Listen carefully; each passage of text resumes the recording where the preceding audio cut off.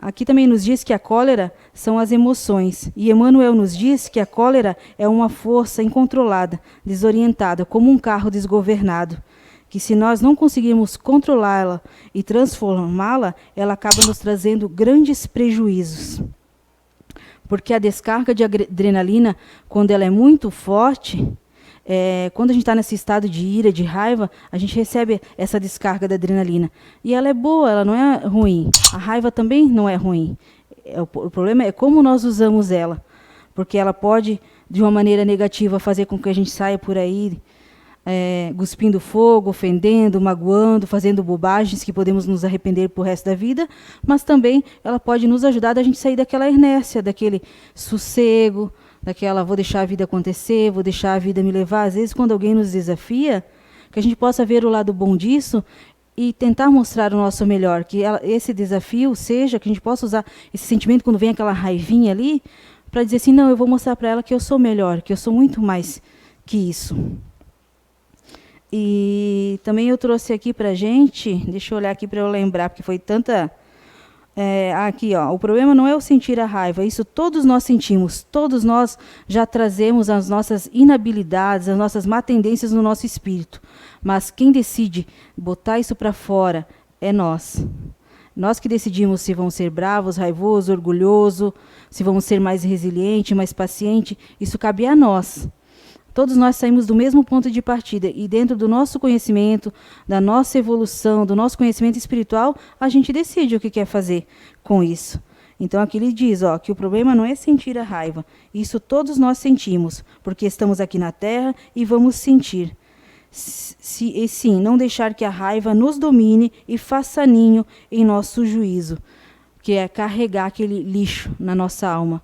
Porque quando a gente sente raiva, quando a gente não entende as coisas, tudo que os outros nos falam nos ofende.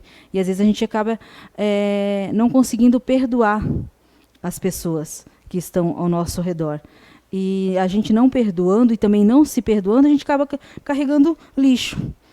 E aí tem uma história, eu estava vendo uma palestra do Raul Teixeira e ele estava contando que uma certa vez ele foi encontrar o Chico Xavier, lá em Uberaba, e aí ele, conversando lá com o Chico Xavier,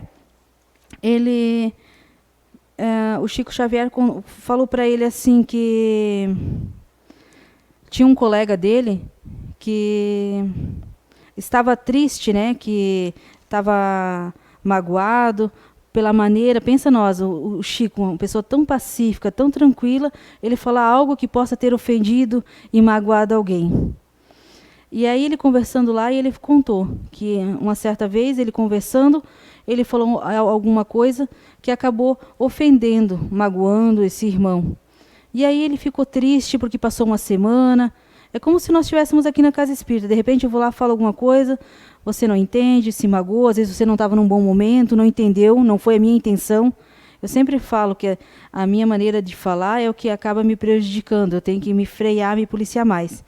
E aí, observando o Chico sendo uma pessoa tão calma, pacífica, falando algo que pudesse magoar alguém, pensa vocês, tentem imaginar, né? E aí ele disse que passou uma semana, passou 2, e esse irmão não voltou mais na casa. Aí ele estava lá, meio triste, pensando o que ele poderia ter falado que pudesse ter causado essa mágoa nesse irmão. E aí Emmanuel, né, o seu mentor, pegou e perguntou para ele, como se os espíritos não soubessem o que passa na nossa cabeça. Ele disse, o que está te acometendo? O que está acontecendo que você está assim? Aí Chico falou, o irmão, faz 3 semanas que ele não vem aqui, aconteceu, eu não sei o que aconteceu. Ele disse, então vai lá e peça perdão. E aí, eu até anotei aqui a história para não esquecer, para contar mais ou menos para vocês. Aí ele pegou e o Chico pegou e será que ele vai aceitar o meu perdão? O Chico disse, aí Emmanuel disse, vai lá e faz a tua parte. Se ele vai aceitar ou não, isso é problema dele. A tua parte você fez. E aí ele foi lá, disse que pegou na calada da noite, esperou anoitecer, para não chamar muito a atenção, e bateu lá na casa do irmão. Quando ele bateu na casa do irmão, o irmão atendeu, ele pegou e abraçou o irmão. O irmão ficou duro igual um pau, que parece um bambu. Ele disse que ele abraçou o irmão, pedindo perdão, e o irmão ficou duro lá, estaqueado. Aí o irmão se fez de rogado, endureceu-se. E Chico ficou ali. E o irmão não disse nada. Aí, na hora do Chico sair, o irmão disse a ele: Chico, das duas uma, ou você é muito humilde, ou você é um sem vergonha. Daí o Chico disse: o que eu ia dizer para ele? Ele disse: eu fiquei com a segunda opção, que eu sou um sem vergonha. E aí ele retornou para casa. E não há nada mais gostoso do que você sorrir e estar em paz. E é verdade, quando a gente consegue perdoar, pedir o perdão, não importa se a outra pessoa vai nos perdoar. O que importa é o ato que a gente fez. E que a gente possa realmente perdoar de coração. O perdoar, quando a gente ofende ou magoa alguém, a gente ir lá, ter esse ato do pedir perdão, ou alguém vir nos pedir perdão, não quer dizer que vamos esquecer o que nos fizeram. Porque afinal ninguém tem amnésia, né? Quem esquece é quem tem amnésia. Mas é quando a gente lembrar daquela situação, daquele fato, que não faça com que a gente tenha sentimentos de raiva. E sim que foi um aprendizado, foi um degrauzinho a mais na nossa escala evolutiva. Isso sim que é o mais importante de tudo.